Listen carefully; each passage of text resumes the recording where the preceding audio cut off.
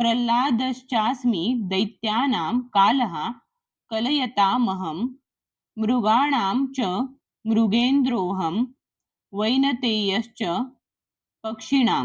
30. प्रल्हाद च सुद्धा अस्मी मी आहे, दैत्यानां दैत्यांमध्ये, काल हा काळ, कलयताम नियंत्रण करणाऱ्यांमध्ये, अहम मी आहे, मृगाणाम पशूंमध्ये, च आणि मृग इंद्र हा सिंह, अहम मी आहे, वैनतेय गरुड, च सुद्धा पक्षीणाम पक्ष्यांमध्ये,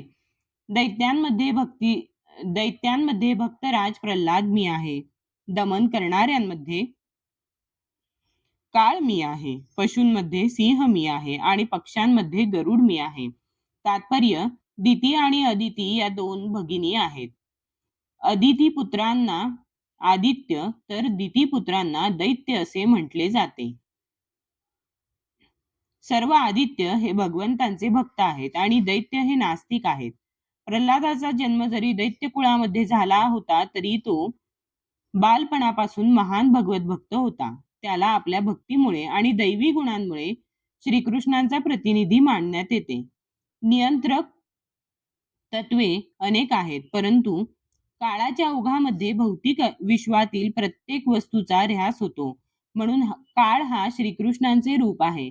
अनेक प्राण्यांमध्ये सिंह हा अत्यंत शक्तिशाली आणि क्रूर पशु आहे व पक्ष्यांच्या लाखो प्रकारात विष्णू वाहन गरुड हा सर्वात मोठा पक्षी आहे.